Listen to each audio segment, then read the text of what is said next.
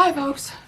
It went from spring to winter overnight. It's so cold out here and it's raining and it's going to be, oh no, winter ain't over yet, obviously.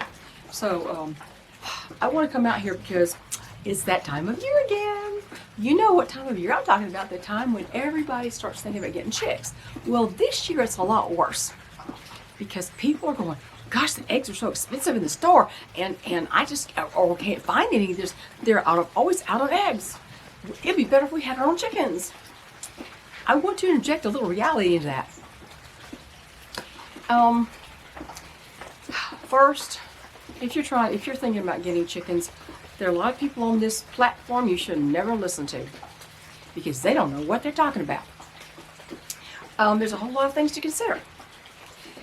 By the time you research what a proper coop is that keeps the dampness out, you have ventilation up high so it doesn't blow across them on the roost in the wintertime, you have no drafts down low, you have predator-proof, your windows or whatever covered with predator-proof material, and that is not chicken wire. Chicken wire should never be used to try to keep things out of windows or make a pen out of. It's not a structural thing. Okay, so there's that. But you've got to learn how to make a predator-proof coop and run, and there's a lot that goes into that. You can't just go buy a shed from Home Depot, cut a hole in it, stick a window in it, and call it good. You've got to think about these things. You've got to see your coop from the eyes of a predator at 2 feet tall or less.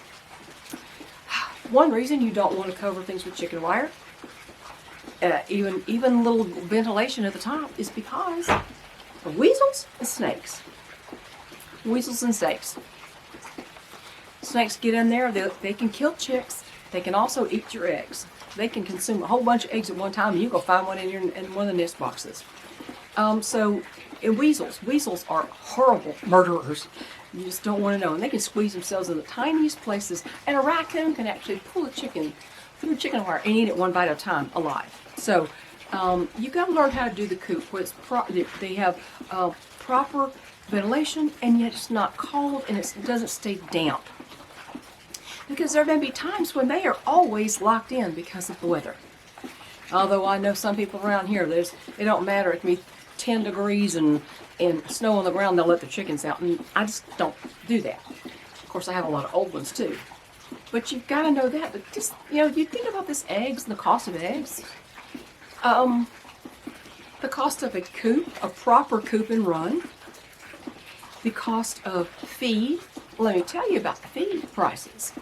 I used to use what they call super layer, Tucker Milling Super Lay, 22% protein, excellent, until they took the animal protein out of it. It was great. It started out like $12 a bag. Guess what it is now? About $16 a bag, and they took animal protein out of it.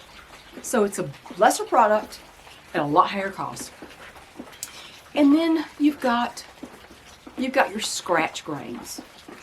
Don't think you're going to just throw these chickens in a children's playhouse and throw corn at them once in a while and think they're going to lay you eggs. You've got to learn about chicken health. You've got to learn what affects chicken health. You can't just think, I'm going to get chickens and go get a bunch of chicks and think, oh, well, they're animals. They don't need a heat lamp. They'll all die. You will kill them all. I know people who have killed them all because they didn't know anything. So you've got the coop, you've got the feed. Now how much feed you go through depends on how many chickens that you have. You've got oyster shell, which is their source of calcium in separate little feeders for eggshell quality. Roosters don't generally eat that. The hens know they need it, and they do. But roosters will occasionally take a bite of it here and there. It's not tasty. Okay, you've got that. Then you also have the bedding. What are you going to use for bedding? You're going to use pine shavings? They should be kiln-dried pine shavings. And let me tell you, it absorbs moisture, and it's really good. It's really soft in the foot. However, the size of your coop dictates how much shavings you're going to have to need on a regular basis. And pine shavings. We used to get a bag that expanded to 10 cubic feet. That's a really densely packed big bag. Excuse me. It's a pretty big bag. But I use a lot of pine shavings in my barn. Lots of pine shavings. And the cubic feet have gone down, it expands to, and the price has gone from about $5 a bale to $8 a bale in my area. And the supply chain has been bad. They've always been out the ones that I prefer. So you've got the feed, you got the bedding, you've got the coop, and all the infrastructure you have to set up. You got to buy the waterers, you got to do the feeders. You can make it out of PVC pipe if you're of a mind to do it yourself, or you can buy feeders. That's going to be some more supplies that you need. You're going to have dewormer occasionally. You're going to have something to treat lice and mites if they get them. They need to have access to dust bathing. They get in the dirt and they throw dirt into their feathers and they shake. They let it shake off, and that kind of takes out the little bugs and things that might get on them. You got to do all that. You've got to learn about chicken health. Well, it's not so easy to do that. And you think, the reason I'm doing this video is because I heard somebody on the news report saying, more and more people are thinking they're going to get chickens. And there was somebody they had on, I don't know what this person was, said, you cannot just get chickens. You've got to think about you've got to think about how to take care of them.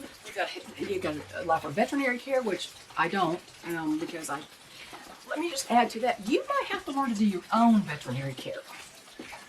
If someone has a wound, are you going to know how to clean it out and stitch it up? Do you know how to do that?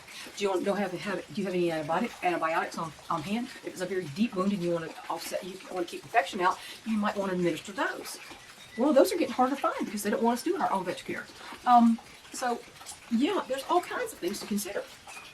And there's also the old farmer's tales. How are you going to sort all those out? Because there's a lot of lies going around about how to sex chicks and how to get rid of worms. And I once heard somebody say, well, my granddaddy just dipped a feather in kerosene and stuck it down their throat. Huh? Yeah, that's the way to poison your chickens. So there's a whole lot of stuff that you've got to think about. How are you going to control rodents around your coop? Are you going to, if you throw feed on the ground regularly, you're going to attract rodents. Are you going to get a barn cat who might take care of rodents for you? It doesn't matter if you live in the woods or you live in a suburban lot. It doesn't matter. And are you going to get a rooster? Well, let me tell you. You say, well, I'll just buy the girls because, they'll sex them in the feed store and they're sexed. And let me tell you, sexing is an art and not a science. Which means there's going to be a margin of error. And they say, you can get up to 10% of the flock that you buy from us, and it could be a rooster when you want it to be a hen, or, what do you call it, a cockle, which is under a year old, as opposed to a pullet. And we don't give you your money back for that. You have to decide what to do with that rooster on your own, because, unless it's more than 10% error, we're not going to give you a refund, and we certainly don't take it back. So, you got to think about that. If you want a self-sustaining flock, you're going to have your own rooster. And roosters have their own set of behavior things that you have to learn, behavior traits, temperament traits that you've got to be aware of, how to handle them if they go off the rails. There's all kinds of things that you have to know that you don't know if you think, oh, eggs are too high, I'm going to have my own chickens. Here's another thing that you may not know. Chickens molt once a year. Their first big molt is about 18 to 20 months old. And when they molt, which is shedding old feathers and growing new, they pretty much quit laying entirely. During their molt, and as they get older, every molt, they're going to quit laying longer, generally. Which means you're going to have to buy store-bought eggs during their molt anyway. I heard of a guy in Kentucky, oh my God, what an idiot. He killed his 2-year-old hens. Do you know why? He said they looked ratty, like they had a disease. They were molting. They were doing their feather loss and rebuild. He had no idea what molting was. Don't be that guy. Don't be that guy. And then there's all the hysteria and the fads around feed. Feed can be a complicated thing.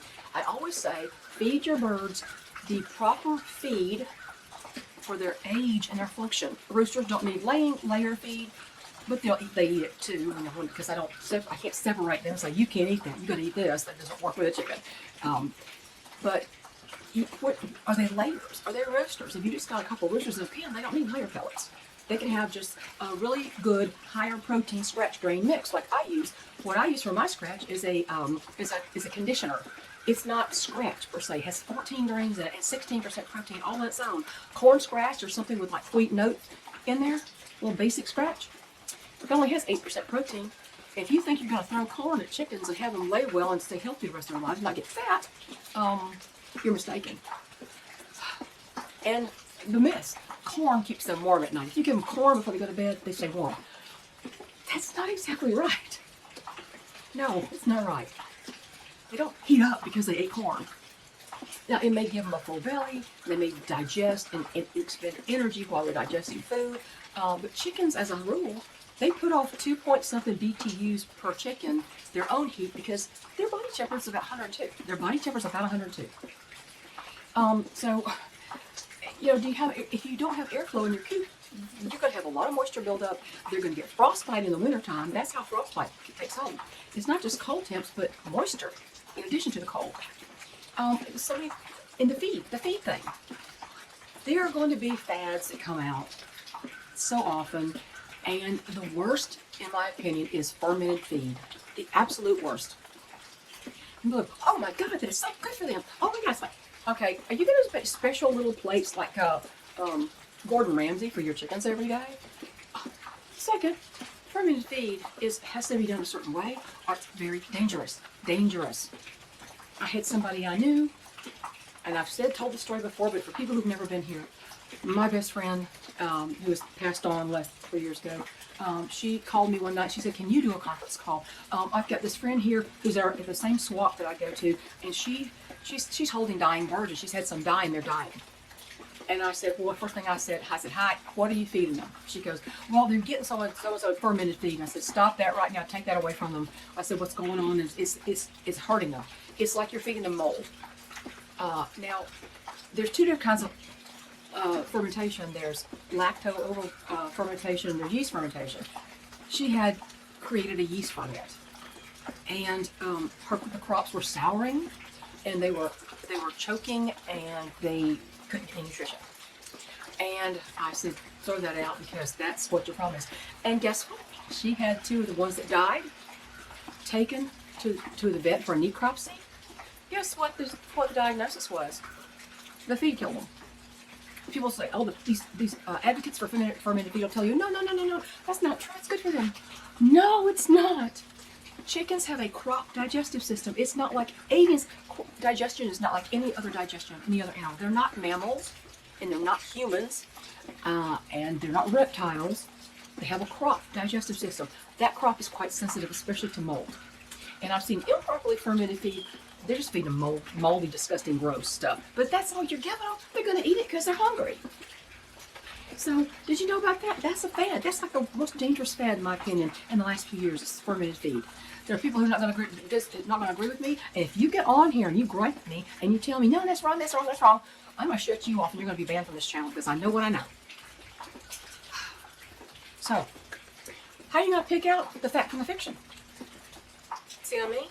There's so many people who tell you so many stupid things. I mean, I know of several channels that have put out the most ridiculous advice and just plain old lies when you get down to it. And they are endangering other people's flocks because people go, oh, she must know what she's talking about. No, she didn't. No, she didn't. So, how are you going to separate fact from fiction? How do you know who to listen to? And where are you going to get your birds? Most people, they're not going to want to raise chicks because it's going to be months before they get eggs. So what are they going to do? They're going to want to buy grown hens to stick in their little, whatever thing they've constructed for them or bought for them to live in. They're going to want to do that.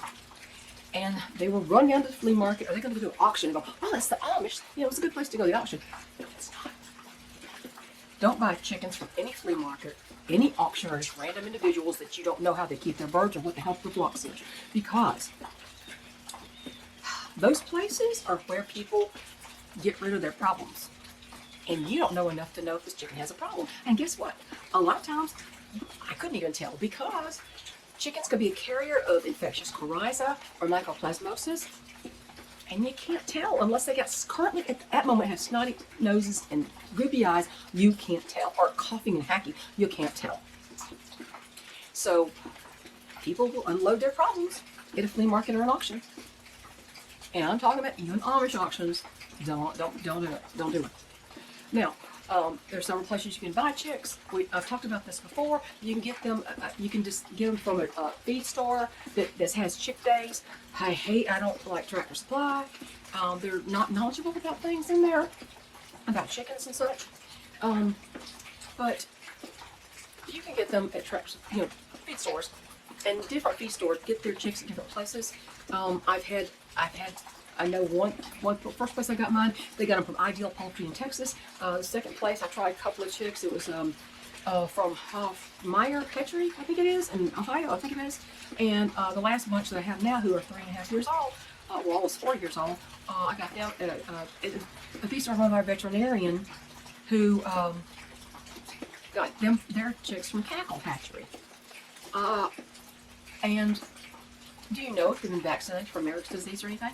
I don't vaccinate. I don't want any chicks that have been vaccinated for Marek's disease ever in my flock. I don't want it. I just don't want it. And I went to the last time I thought, well, I'll just get hatchery stock this time. It'll be okay. You know, it's going to be mixed flock, fun flock. It wasn't so fun, let me tell you. Because of I've already had several die of internal laying, egg yolk peritonitis and whatever. Because they're hatchery stock. They're not that great. So I've already had that happen. But you can get them at the feed store, but you need to ask, are they vaccinated for Marek's disease? Guess what? The veterinarian's feed store that I got the last group at was the only feed store in my area that did not get those chicks delivered and vaccinated for Marek's disease. And it was a veterinarian that owned it, and he didn't vaccinate for Marek's. That should tell you something. He says, not a problem in our area, therefore, there's no need, whatever. I didn't want him anyway if they had vaccinated for Marek's, because the Marek's vaccination does not keep away Marek's disease. It keeps the symptoms from showing up, but it does not do it. In fact, it kind of makes them live carriers. So they can shed what they call shed the disease. So I just never want that. I'm a purist in that regard for myself too. And I've never had my chickens catch anything contagious. Now, you got the avian flu thing going around. That's why a lot of eggs, you're not finding eggs because of avian flu. These people are slaughtering entire flocks just because they're in proximity. They have without testing. So they're killing hundreds of thousands of healthy birds because they might catch something. That's the way that the United Kingdom or Great Britain killed their livestock industry. They did that with cattle because of mad cow disease. Well, chicks don't get mad chicken disease, so it doesn't even make sense. They were feeding dead cows to cows, and they were getting mad cow disease. Or this bovine spongiform encephalitis. I think that's what the name of it actually is. And they were feeding them improper feed. That's why I said feed proper feed for the age. If you get chicks, they got to have chick starter. It does not have to be medicated. It does very little good. It does not prevent coccidiosis. So there's another thing. Have you heard of coccidiosis? So there's so much to think about and so much to research. And I did my research before I ever got my first chick. I had my predator-proof coop built and run, and I did all my research. And in spite of that, no matter how good your management is, hatchery hens, especially the hybrid layers like the red sex links and the golden comets, those are very, very prone to reproductive issues. In fact, I found that all of the most common hatchery breeds, like the Wyandottes especially, Wyandottes, Barred Rocks, the production reds, they're not true Rhode Island reds, most of them, but the production reds, especially the sex links, are all more prone to reproductive malfunction than birds from a quality breeder who has a clean record of health. So there's a lot to think about before you get chicks. Okay, let me change my battery. Okay, so there's a lot to think about before you decide to get chickens. If it's only because of egg prices, the initial setup and the infrastructure and all the supplies and the things that go with raising chickens, you can buy the eggs at the store. No, they're not as healthy. And let me tell you, you might want to buy cage-free. Cage-free doesn't mean that. You know what cage-free means? It doesn't mean they go outside. What it means is they're not crammed into little bitty 2-foot square cages with 2 other birds. It means that they may be in a bigger building, but it's like one big cage. It's full of ammonia, and not pneumonia, ammonia. It's full of ammonia, and it has maybe ventilation fans, but do they get any really fresh air? Do they ever get in the sunshine? No, they don't. So, cage-free eggs is a marketing tool. It means nothing.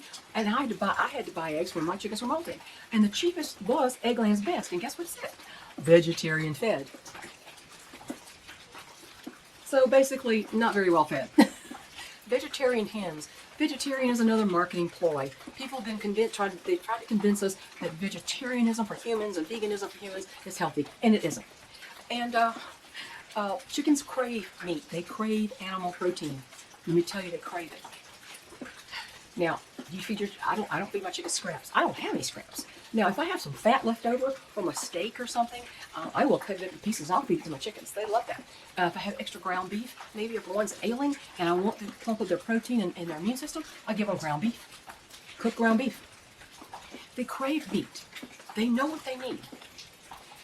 So there's a whole lot of things that you need to research before you think about getting chickens. And when you talk about the infrastructure and all the setup and buying the chicks, let me tell you, the last bunch I bought almost 4 years ago, they were like $7 a chick. You'll say, what? You gonna kill somebody over $2 chicken? Honey, there ain't no $2 chickens anymore. And besides, I have some that were worth, in their heyday, about $75 a piece, because they were from very beautifully line-bred heritage lines, no hatchery blood in them, and the quality shows in the way the bird looks and the longevity. Now, they'll tell you that hens will lay for a couple of years and they'll slack off, and so you'd have to replace your hens every 2 years. Well, you don't have to.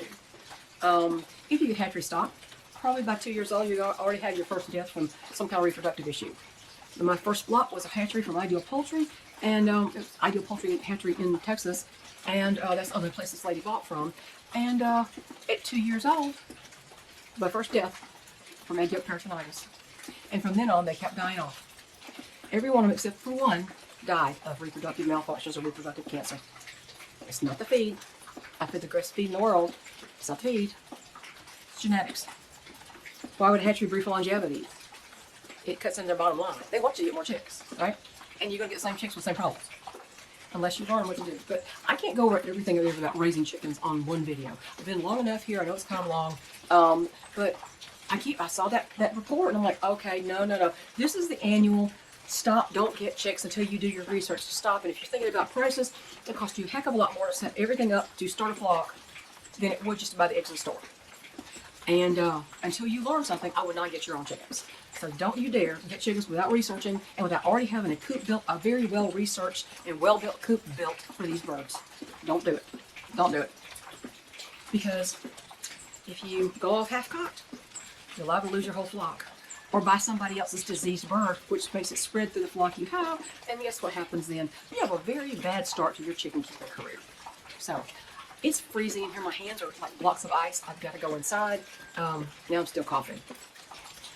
So let me tell you about Bodie. Bodie was doing pretty good. He's been doing good. Now, the last couple of days, I haven't been able to get him outside because it's been too wet and too cold.